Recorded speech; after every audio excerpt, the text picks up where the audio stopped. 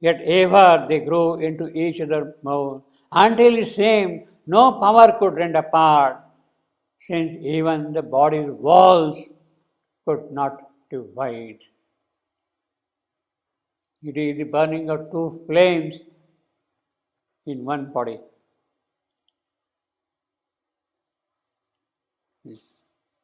The walls of the physical body are not going to make them separate at all.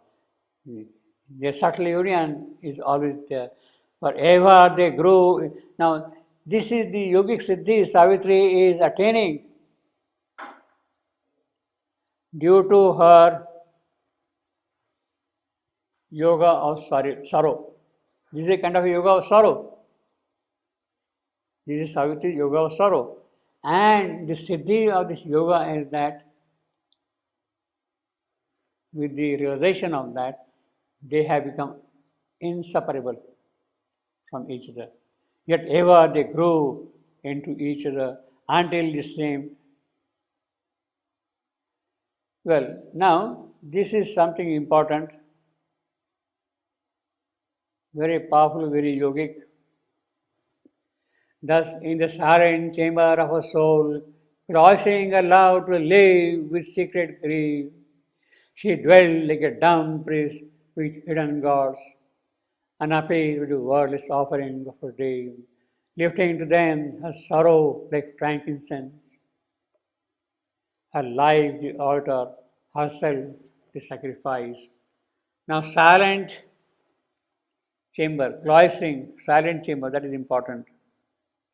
See, this is something very deep, silent chamber of a soul.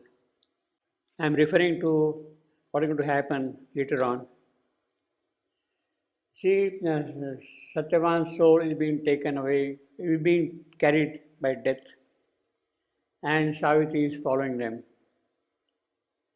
And there is a constant debate, so to say, argument, a clash of force against force. The debate is the clash of force against force, of death and of Savitri. It's not a debate in the normal conventional sense. The debate really means the clash of forces. Now, a point comes with all those arguments which are going on. Savitri is not in a position to convince death why she must have Satyavan back from him. Means her force is not yet strong enough to counter his force. And Savitri becomes helpless. See, there is nothing for death to lose. You want to go away, get out. That will be his attitude. Because the spirit of Satyavan is in his possession. And Savitri cannot afford to lose the battle. She wants that spirit back for herself, you see. Now, at that moment, what is she going to do? Death is adamant, death is strong, death is not yielding at all. At that moment, what is she going to do? And that is what we are here. 142.102. 142. Got it? Yeah. Intent upon a silent will, she walked on the dim grass of vague, unreal plain, a floating veil of vision in her front, a trailing robe of drains behind her feet. But now, her spirit's flame of conscient force, retiring from a sweetness without fruit, called back her thoughts from speech to sit within, in a deep room in meditation's house. So Savitri is calling back all her arguments, calling back her thought, and she is entering into her house of meditation. She is entering into her house of, where is that house of meditation? In her soul, deep within her soul. So she is entering into her soul where the constant meditation is going on, it seems.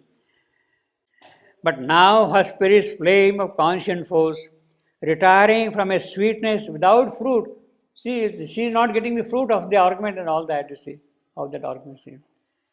Call back her thoughts. No use now arguing with him.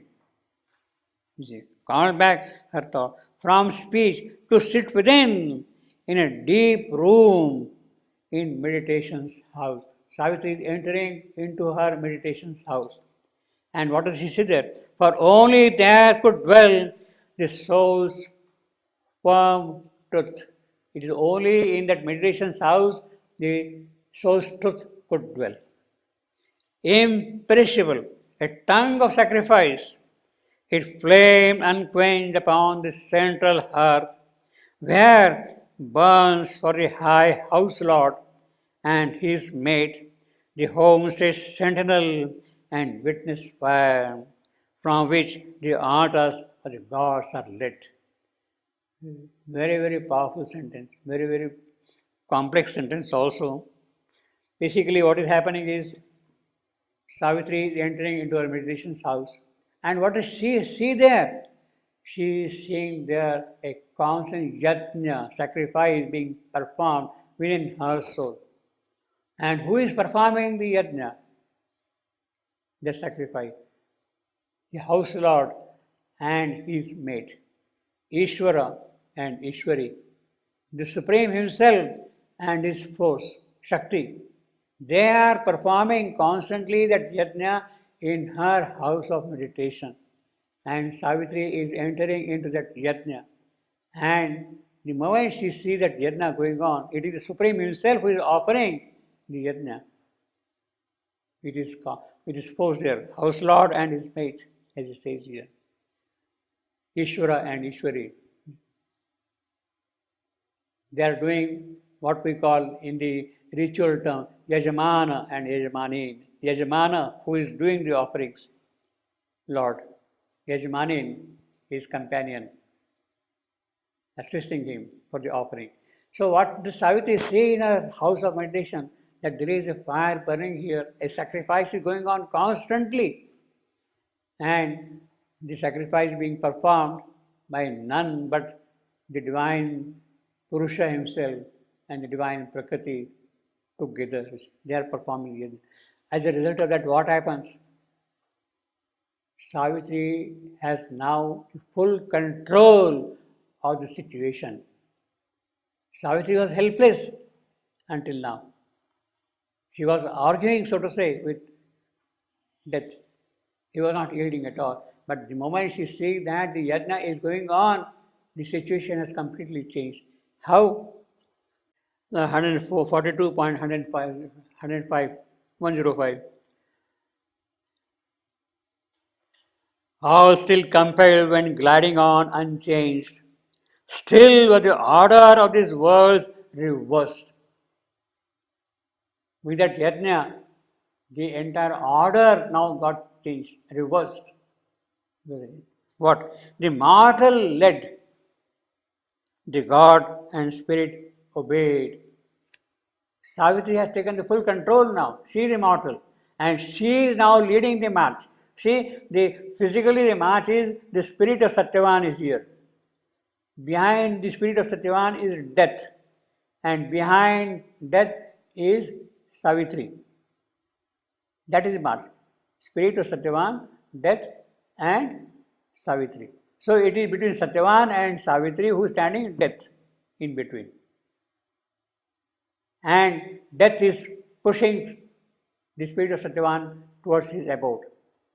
And Savitri is following them. But now this yajna order happened, the order got reversed.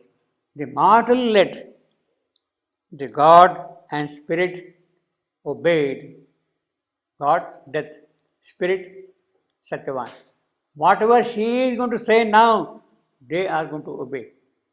That is the power of this yajna, of the sacrifice, which is going on in her soul. It is that power. And she behind was the leader of their march. See, physically she is there, but she is leading them now. Yes, you have to go this way, this way, this way, this way. And she behind was the leader of their march, and they in front were followers of her will. So that is the power of this yajna. And here also, thus in the silent chamber of a soul, here you have got meditation's house. Here what you have is the silent chamber of a soul. Silent chamber of a soul. Thus, in the silent chamber of a soul, cloistering a love to live with secret grief, she dwelled like a dumb priest. So she's offering now. She's a priestess now. She's going to do the puja. She's going to make the ritualistic offering. Dumb priest, with hidden God, unappeased by the world's offering of her days, lifting to them her sorrow like frankincense. So the sorrow itself is now becoming the frankincense, the offering there seen. Her life, the altar, herself, the sacrifice. Now, this is really what Savitri is going to do. Savitri is going to burn herself in the fire, not as Sati, but in the sacrifice of her soul, which is going on constantly. She is going to offer herself there. Her life, the altar, herself, the sacrifice.